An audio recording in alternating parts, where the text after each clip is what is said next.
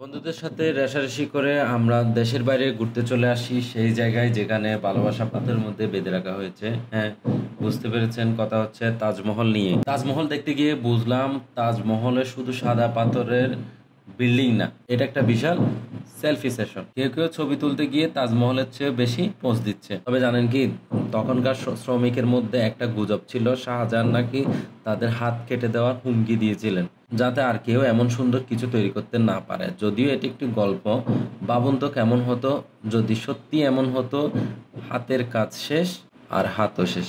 আচ্ছা, এখন একটা মজার তথ্য জেনে নেই। আপনি জানেন কি তাজমহল দিনের আলোতে রং পরিবর্তন করে? হ্যাঁ, সকালে গোলাপি, দুপুরে সাদা, আর চাঁদের আলোতে সোনালি, একদম মুড সুইং এর মতো। কেউ কেউ বলেন তাজমহল হলো পৃথিবীর সবচেয়ে সুন্দর ইনস্টাগ্রাম ফিল্টার। একটু মজা নিলাম, এখন আসি সিরিয়াস কথা। এটা হলো যমুনা নদী তীরে। অনেক কষ্ট হয়েছে আসতে, দেখতে পাচ্ছেন মানুষের প্রচুর ভিড়, তবে ফরেনার কম, যা আছে সবগুলা ইন্ডিয়ান। এই যে তো ভালো লাগছে, এখানে ইয়ে আছে, প্রচুর বাতাস আছে।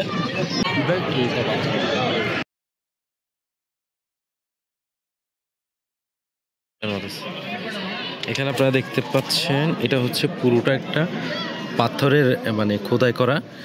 এই জিনিসগুলো হচ্ছে আলাদা, এই যে এই পার্টগুলা, এই পোর্শনগুলা, এই যেগুলো খোদাই করে এখানে দিচ্ছে, কিন্তু এই পার্ট পুরোটা হচ্ছে পুরো একটা পাথরের ওভাবে সাইজ করে নিছে। এই যে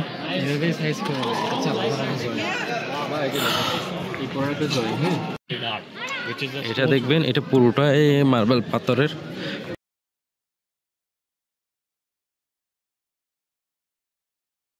এখানে দেখতে পাচ্ছেন এগুলো পাথরের উপর খোদাই করা, এগুলো অনেকটা আর্ট। এখানে উপরে দেখতে পাচ্ছেন এটা হচ্ছে যে অ্যারাবিক ক্যালিগ্রাফি আছে, এটা হচ্ছে পুরোটা খোদাই করে মিন্স ওই যে বড় পাথরের উপর খোদাই করে এরপর ক্যালিগ্রাফির যে ব্ল্যাক পোর্শনগুলো আছে ওগুলো ওখানে বসানো হয়েছে। মোটা মোটা একটা এই সাইজের একটা পাথর টাইপের একটা সাইজ আছে। এখানে দেখতে পারবেন এটা কতটা থিকনেস। এই যে এখান থেকে উঠে গেছে এতটুকু করে ওখানে উপরেও দেওয়া হয়েছে। মোটামুটি ভিতরে অনেকগুলো ক্যালিগ্রাফি ছিল, ওগুলো আমরা নিতে পারিনি। এখানেও আছে কিছু, হ্যাঁ, তবে এটা দেখার মতো। এই যে দেখছেন এখানেও কিছু ক্যালিগ্রাফি আছে, এই যে ক্যালিগ্রাফি আছে। তারপর উপরে দেখতে পাচ্ছেন এগুলো পাথরের খোদাই করা। এখানে অবশ্য অনেকটা টাইলসের মতো করে